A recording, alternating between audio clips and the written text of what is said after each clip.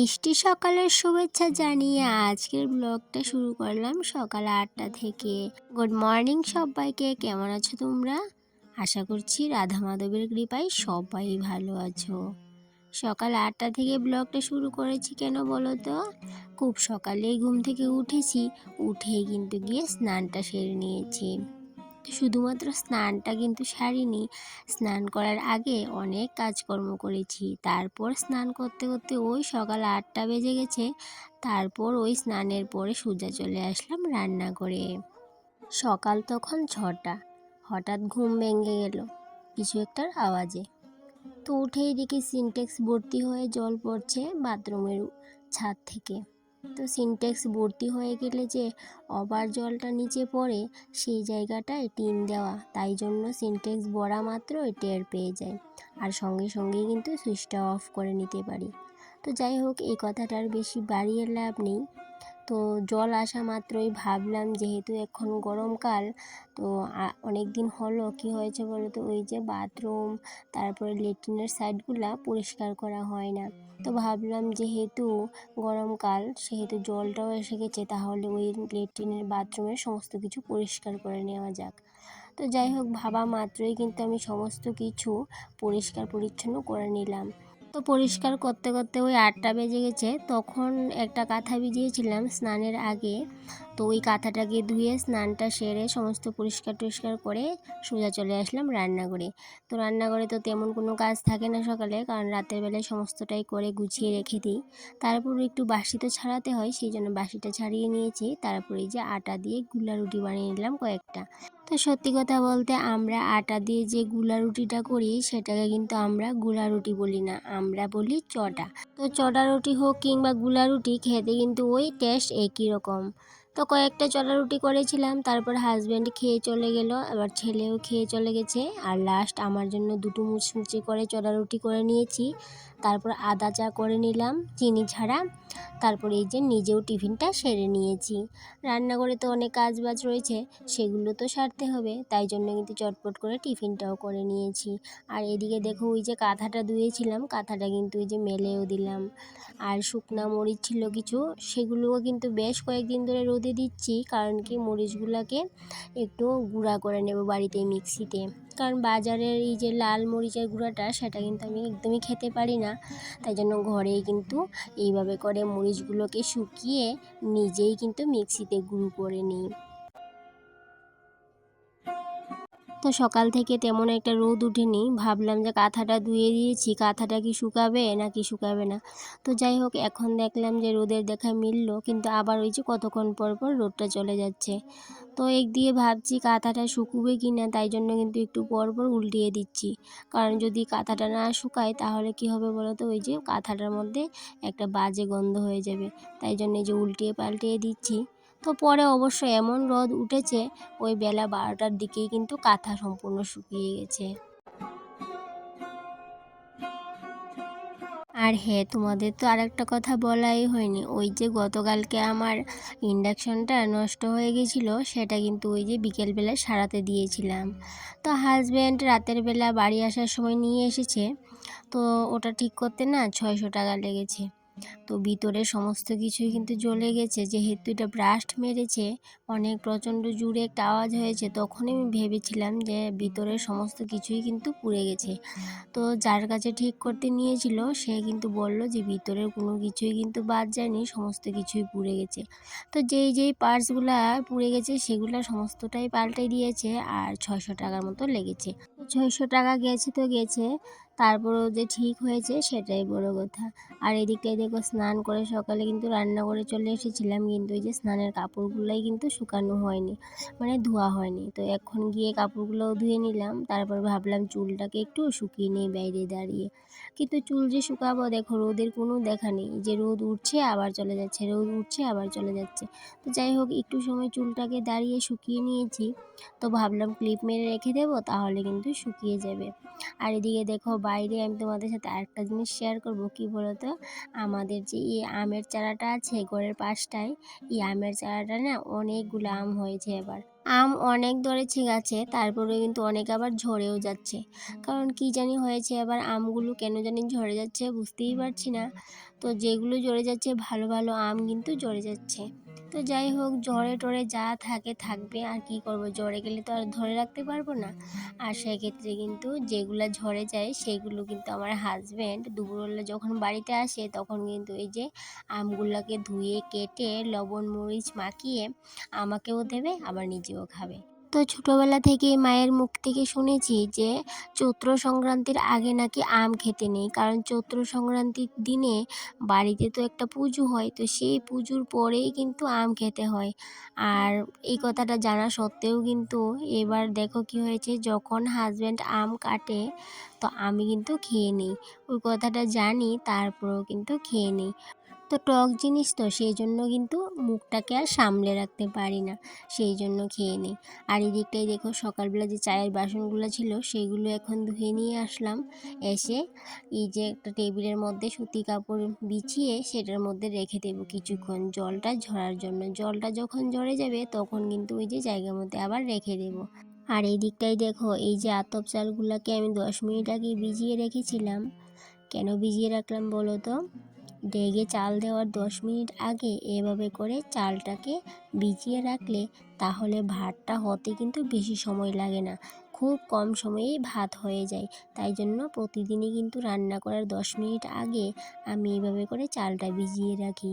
আর এখন যেহেতু গরমকাল, প্রচণ্ড গরম, এই যে 2-1 দিন হলো এত গরম দেয়, আর যেহেতু আমার রান্নাঘরটা টিনের ঘর সেহেতু কিন্তু রান্নাঘরে বেশিক্ষণ থাকা যায় না।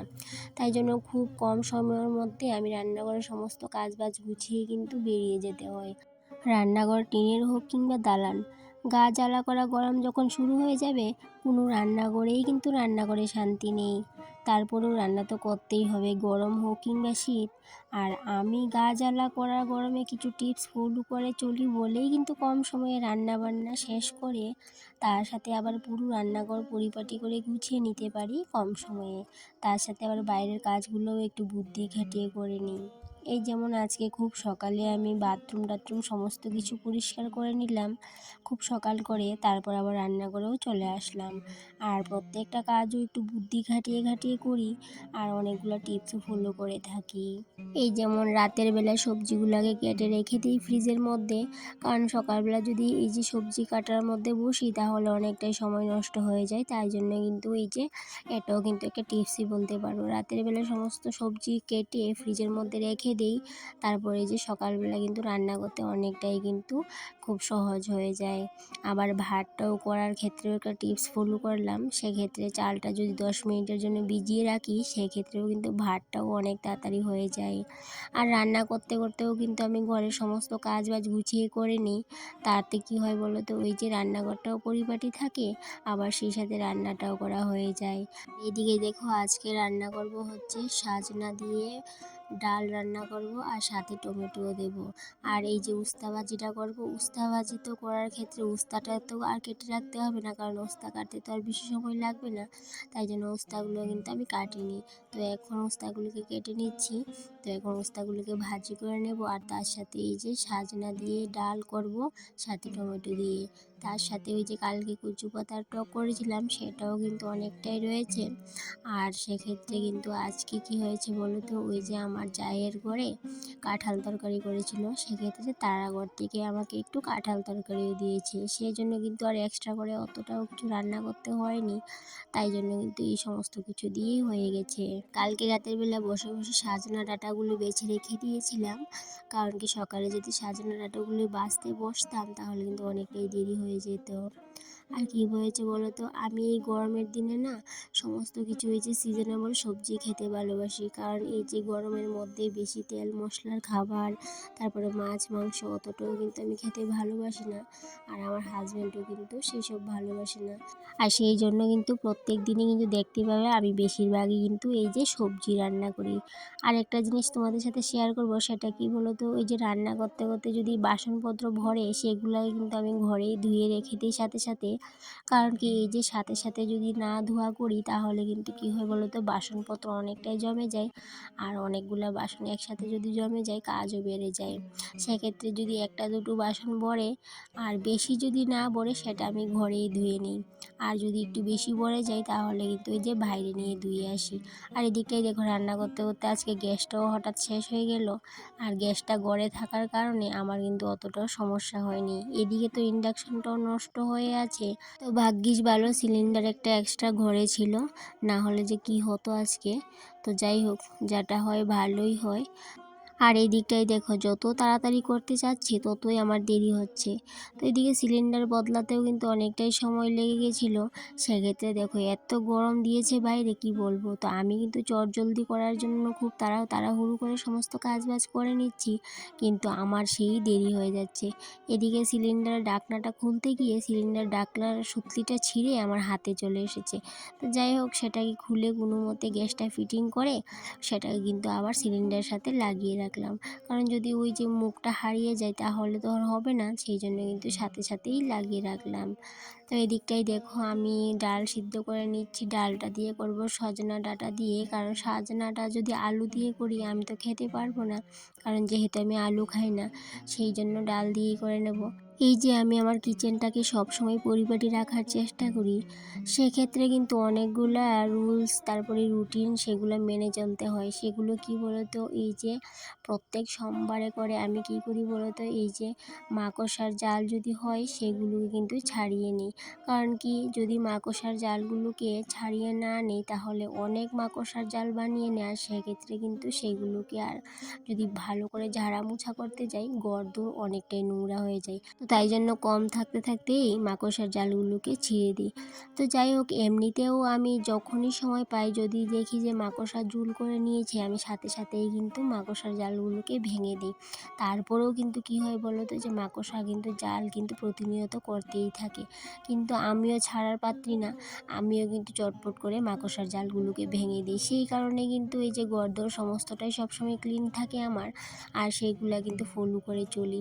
আর এদিকটায় দেখো রান্না করতে করতে কিন্তু আমি বেসিনটাকেও একটু পরিষ্কার করে নিলাম। অতটাও নোংরা হয়নি, কিন্তু ওই যদি কম থাকতে পরিষ্কার করে নিই তাহলে কিন্তু আর ওই যে অতটাও কষ্ট হয় না। তো গত ব্লগে তো দেখলে আমি আমার কিচেনটাকে ডিপ ক্লিনিং করেছি, কিন্তু সমস্ত ঘর কিন্তু ডিপ ক্লিনিং করিনি, কারণ যেহেতু আমি তোমাদের সাথে শেয়ার করেছি এই কথাটা যে আমি পার্ট পার্ট করে ডিপ ক্লিনিং করি, কারণ সমস্তটা করতে আমি একবার পারি না, আমি হাঁপিয়ে উঠি, তাই জন্য পার্ট পার্ট করে থাকি। আর এদিকটাই দেখো এই জায়গাটা কিন্তু আমি গতকালকে পরিষ্কার করিনি, তারপরেও কিন্তু এই যে 2 দিন হলো আমি এই র্যাকটা এখানটা এনেছিলাম, কিন্তু তারপরেও দেখো নিচে এতটা নোংরা হয়েছে। তো তাই জন্য ভাবলাম রান্নাটা হতে হতে আমি এই যে ফ্রিজের নিচটা আর এই যে কাঠের র্যাকটার নিচটা ভালো করে ঝাড়ুটা ঢুকিয়ে নিচের ময়লাগুলোকে পরিষ্কার করে নিই। তো সেই ক্ষেত্রে রান্নাটাও হতে থাক আর আমার কিন্তু ক্লিনিংটাও হয়ে যাবে। তো যদিও আমি এই কাজগুলা সকালে কিন্তু 30 মিনিট সময় হাতে নিয়ে এই কাজগুলো সেরে নিই, কিন্তু যেহেতু আজকে আর সেই কাজটা করা হয়ে ওঠেনি, তাই জন্য এই যে আজকে ভাবলাম রান্না করতে করতেই করে নিই। আর এদিকটাই দেখো এই যে ফ্রিজের নিচে দেখো কত মাকড়সার ঝুল হয়েছে, সেইগুলোকে কী করলাম বলো তো, কাঠি ঢুকিয়ে পরিষ্কার করে নিয়েছি। যেহেতু এটা কারেন্টের জিনিস, হাত দিয়ে ধরতে অনেকটাই ভয় লাগছিল, তাই জন্য এই যে একটা কাঠি ঢুকিয়ে পরিষ্কার করে নিলাম। আর এদিকে দেখো রান্নাও করে নিলাম, সমস্ত ঘরদোর পরিষ্কার করে নিয়েছি। আর দেখো আমার রান্নাঘরটা কেমন হয়েছে অবশ্যই তোমরা কমেন্টে জানিও। তো এই টিপসগুলো ফলো করে চলি বলেই কিন্তু আমি রান্নাঘরটা সবসময় ঝকঝকে চকচকে করে রাখতে পারি, আর এই যে কম সময়ে রান্নাবান্নাটাও সেরে নিতে পারি। তো যাই হোক, সমস্ত কাজবাজ কমপ্লিট করে নিয়েছি। এবার ভাবছি যে বাইরে চলে যাব, কারণ বাইরে কাঁথাটা একটু উল্টিয়ে দেব, কারণ কাঁথাটা যদি না শুকাই তাহলে ওই যে কাঁথাটাও কিন্তু অনেকটাই গন্ধ হয়ে যাবে। আর এদিকটাই দেখো এই যে ইন্ডাকশানটা তোমাদের তো বললাম ইন্ডাকশানটা ঠিক হয়ে গেছে, কিন্তু এই যে এই বোর্ডটা না ভিতরে পুড়ে গেছে। তো বোর্ডটাকে ঠিক করতে হবে, জানি না কবে ঠিক করা হবে। আর এদিকে দেখো এই যে আমার থানকুনি প্ল্যান্টগুলা কয়েকটা পাতা না হলুদ হয়ে গেছে, তো ভাবলাম সেই পাতাগুলোকে ছিঁড়ে নিই, কারণ এই হলুদ পাতাগুলোকে দেখলে কেমন জানি লাগে, মনে হয় কি সবগুলা পাতা হলুদ হয়ে যাবে। তো যাই হোক, সবগুলা পাতাও তো একদিন না একদিন হলুদ হবেই, তো যতদিন রাখা যায়। এদিকে দেখো রান্নাবান্না শেষ করে চলে আসলাম বাইরে, কাঁথাটা উল্টিয়ে দেব। নেব। তো রোদের নমুনা দেখে তো প্রথমে ভেবেছিলাম কাঁথাটা শুকাবে না, কিন্তু শুকিয়ে একদম টন হয়ে গেছে। তো যাই হোক, একটু পরে ঘরে নিয়ে যাব। আর সেদিকে কিন্তু কি রান্না করা হলো সেটা তো তোমাদের সাথে শেয়ার করা হয়নি। এই যে আমি দেখো কি রান্না করেছি। আর আজকের ব্লগটা এই পর্যন্তই। ততক্ষণে তোমরা ভালো থেকো, সুস্থ থেকো, টাটা।